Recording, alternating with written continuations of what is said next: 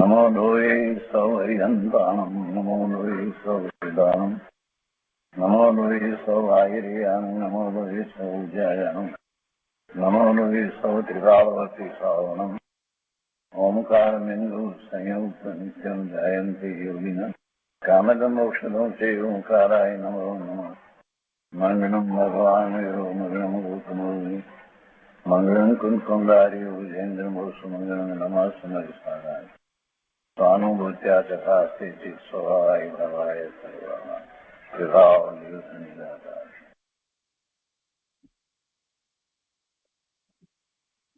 સ્વાનુભૂતિ દર્શન પ્રસમ મૂર્તિ પૂજ્યબેન શ્રી ચંપાબેનની સ્વાનુભૂતિ માર્ગ પ્રકાશક તત્વ ચર્ચા એટલે સ્વાનુભૂતિ દર્શન એનો સ્વાધ્યાય આપણે કરી રહ્યા છીએ. એમાં પ્રશ્ન 402 સુધી સ્વાધ્યાય કર્યો છે. હવે આજે આગળ સ્વાધ્યાય લઈએ છીએ. સ્વાનુભૂતિ દર્શન પુસ્તકમાં પાના નંબર 226. આ 402 ના સમાધાન પછીથી પ્રશ્ન છે, બહિર્લક્ષી જ્ઞાનમાં સંતોષાઈ જવાય છે કે તત્વ સમજાઈ ગયું, બધું આવડી ગયું, પણ ખરેખર તો શરૂઆત જ નથી થતી, તો કેમ કરવું? બહુ સરસ પ્રશ્ન કર્યો છે. બધાને જ આ પ્રશ્ન છે કે બહિર્લક્ષી જ્ઞાનમાં, બહિર્લક્ષી એટલે બીજું અન્ય જ્ઞાનની વાત નથી, આ શાસ્ત્રનું જ્ઞાન એની વાત છે. બહિર્લક્ષી જ્ઞાનમાં સંતોષાઈ જવાય છે કે તત્વ સમજાઈ ગયું, બધું આવડી ગયું, પણ ખરેખર તો શરૂઆત જ નથી થતી, તો કેમ કરવું? પૂજ્યબેન શ્રી એનું સમાધાન આપે છે કે અંદરમાં ઘણું કરવાનું છે, અંદરમાં ઘણું કરવાનું છે. સમજાઈ ગયું ક્યારે કહેવાય? કે અંદરથી પરિણમન થાય તો સમજાઈ ગયું કહેવાય. તે ન થાય ત્યાં સુધી સમજાણું એમ માને અને એવા વિચારો અંદર કર્યા કરે તો પણ સમજાણું નથી, સમજાણું નથી. પરિણમન એવું થવું જોઈએ. કેવું પરિણમન થવું જોઈએ? સ્વભાવના લક્ષ્ય પરિણમન થવું જોઈએ, સ્વાનુભૂતિનું પરિણમન થવું જોઈએ. પ્રશ્ન કરનાર એ જ વાત કરી છે ને કે શરૂઆત જ નથી થતી. શેની શરૂઆત નથી થતી? સ્વાનુભૂતિ, આત્માની અનુભૂતિની શરૂઆત જ નથી થતી. એટલે બેનશ્રી એનો ઉત્તર આપી રહ્યા છે કે ભાઈ એમ લાગે આપણને આવડે, સમજાઈ ગયું, શાસ્ત્રની વાત હોય એનું સ્પષ્ટીકરણ આપતા આવડે, બધું આવડે, બીજાને સમજાવી પણ શકીએ, અને પછી એમાં પાછા એમ માને, એવા જ વિચાર કર્યા કરે કે તો ખરેખર કઈ સમજાણું નથી, ખરેખર સમજાણું નથી. સમજાઈ ગયું તો ખરેખર ત્યારે જ કહેવાય કે એવું પરિણમન થયું છે. તો આગળ કે છે, પોતે ન દેખાય એવું નથી, એટલે પોતે ભગવાન આત્મા પોતાને ન દેખાય એવું નથી. લક્ષણ વડે દેખી શકાય છે. ઇન્દ્રિય જ્ઞાનનો વિષય નથી, એટલે લક્ષણ પણ કઈ ઇન્દ્રિય જ્ઞાન દ્વારા ખ્યાલમાં આવે એવું લક્ષણ આત્માનું નથી કે જેથી આત્મા ખ્યાલમાં આવે, અનુભવમાં આવે, દેખાય. પણ છતાંય પોતે ન દેખાય એવું નથી. લક્ષણ વડે દેખી શકાય. કયું લક્ષણ? લક્ષણ શું છે? પોતે ભગવાન આત્મા જ્ઞાન આનંદ સ્વરૂપ છે ને, એ એનું લક્ષણ છે. ચેતના એનું લક્ષણ છે. જ્ઞાયક જ્ઞાયક જ્ઞાયક એ લક્ષણ છે. પણ પહેલા બેનશ્રી વાત કરે છે કે અરૂપી પણ પોતે જ છે. અરૂપી છે એટલે ન દેખાય, એ તો ઇન્દ્રિય જ્ઞાનની અપેક્ષાથી એમ કહેવાય. અરૂપી પણ પોતે જ, બીજું કોઈ નથી કે તેને ગોતવા જવું પડે. અરૂપી પોતે એક વસ્તુ છે, અવસ્તુ નથી. પોતે વસ્તુ છે, અવસ્તુ નથી, પણ એ પોતાનું અસ્તિત્વ છે. અરૂપી વસ્તુ પણ લક્ષણ વડે જોઈ શકાય એવી છે, એટલે કે એનું જ્ઞાન કરી શકાય એવું છે. એના લક્ષણ દ્વારા એનું જ્ઞાન થઈ શકે એવી આ અરૂપી પોતાની ચીજ છે, પોતે છે, પણ આ જોતો જ નથી, તેથી ભ્રાંતિમાં પડ્યો છે. બહાર બધે જોયા કરે છે, પણ પોતાના લક્ષણને ઓળખીને પોતાને જોતો નથી કે હું કોણ છું. બહારમાં બધે રસ લાગે છે, અંતરમાં એટલો રસ અને મહિમા લાગતો નથી, એટલે ક્યાંક રોકાઈ જાય છે.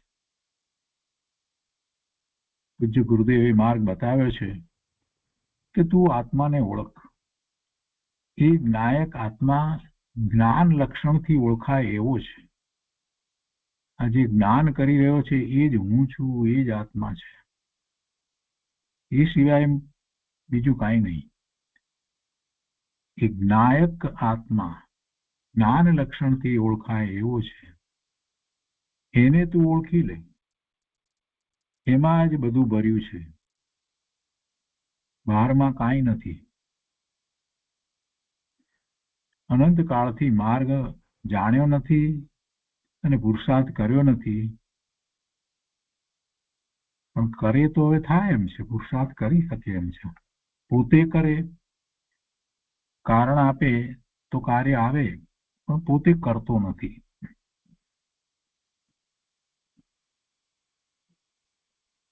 તેનું લક્ષ્ય તો કાર્ય કરવા ઉપર જ હોવું જોઈએ. કયું કાર્ય કરવું છે? પરમાર્થે સ્વની અનુભૂતિ કરવી છે, એવું કાર્ય કરવા ઉપર લક્ષ્ય હોવું જોઈએ. બીજી બધી વાત તો જે છે ગૌણ થઈ જવી જોઈએ. પોતે કોણ છે એનો ખૂબ વિચાર કરી એનો નિર્ણય થવો જોઈએ.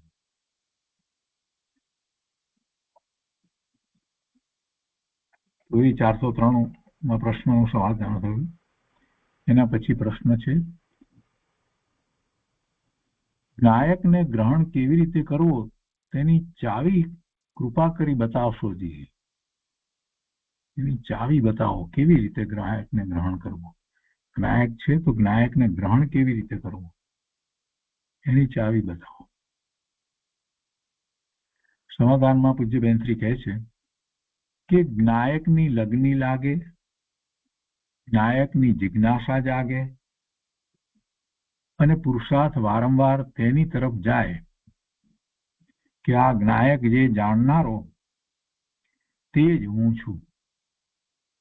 એવા જ્ઞાયકની લગ્ની લાગે, જ્ઞાયકની જિજ્ઞાસા જાગે અને પુરુષાર્થ વારંવાર તેની તરફ જાય કે આ જ્ઞાયક જે જાણનારો તે જ હું છું.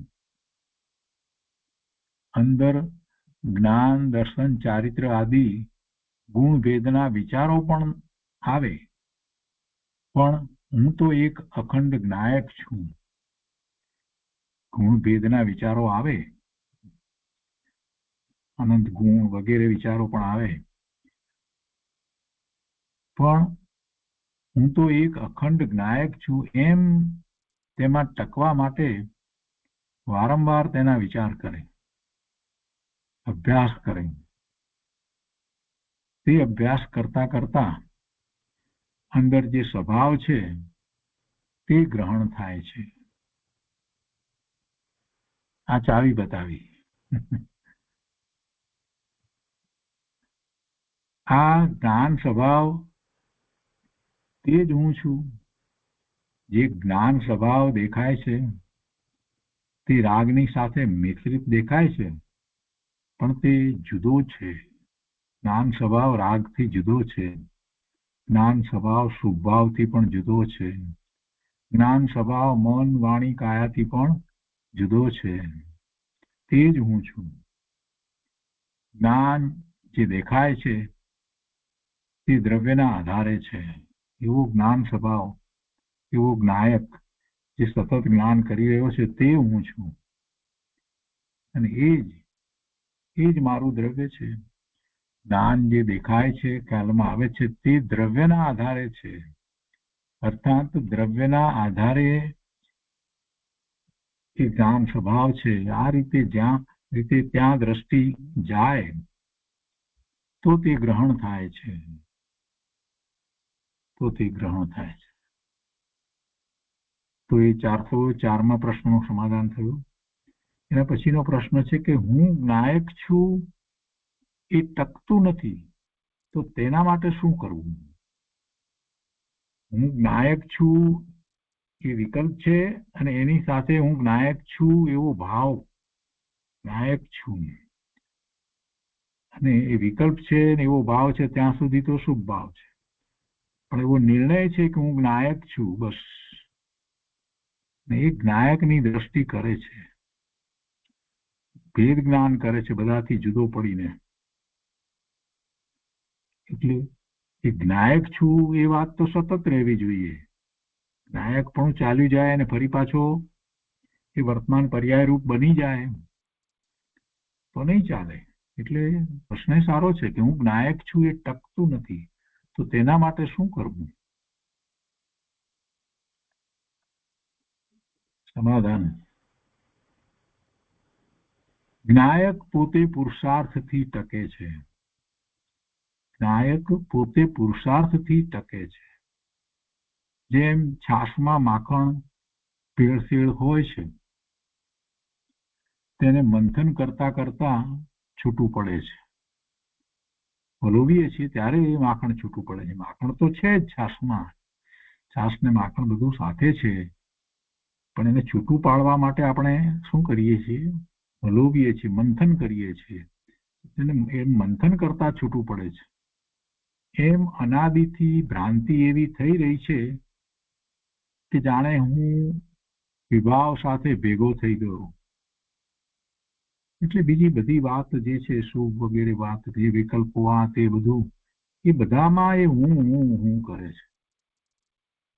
બધામાં હું કરે છે. મને સમજાયું, મને આવડ્યું ને, મેં સ્વાધ્યાય કરો, આ બધું જે જગ્યાએ હું પણ જે છે બધું ભેળસેળ છે ને.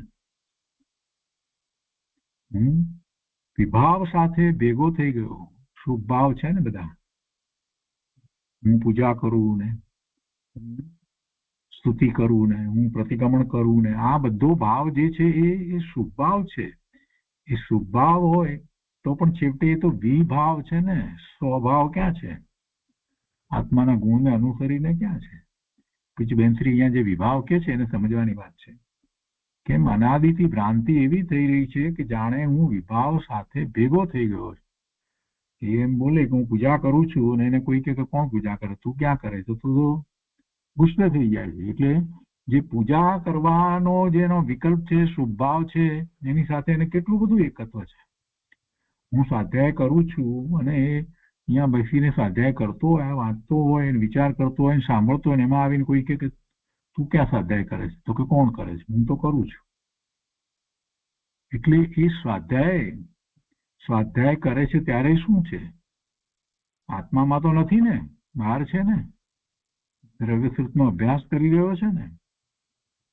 એટલે એવો અભ્યાસ છે તો શુભ ભાવ, સારો અભ્યાસ કરવો જરૂરી પણ છે. બધી વાત બરાબર છે, પણ છતાંય શું છે? એમાં હું પણ એ જુદા, એમાંથી જુદા પડવાનું છે ને. એ મનોમંથન કરવાનું છે કે આ નહીં, આ પણ શુભ ભાવ. સ્વાધ્યાય કર્યો, હા સ્વાધ્યાય થયો, પણ હું તો જ્ઞાન સ્વભાવી ભગવાન આત્મા છું. એ પણ શુભ ભાવ છે. એ વખતે જે વિકલ્પ હતા એ બધા વિકલ્પથી પણ હું જુદો, શુભ ભાવથી પણ હું જુદો. એટલે એ વાત અહીંયા બેનશ્રીએ કરી છે કે અનાદિથી ભ્રાંતિ એવી થઈ રહી છે કે જાણે હું વિભાવ સાથે ભેગો થઈ ગયો. પણ અનાદિથી તત્વ તો છૂટું જ છે. તત્વ જે ભાવ, આત્માનો ભાવ, એ જુદો છે. સ્વભાવ તો જુદો છે, છૂટું છે. તે ભ્રાંતિને લઈને ભેગું ભાષે છે.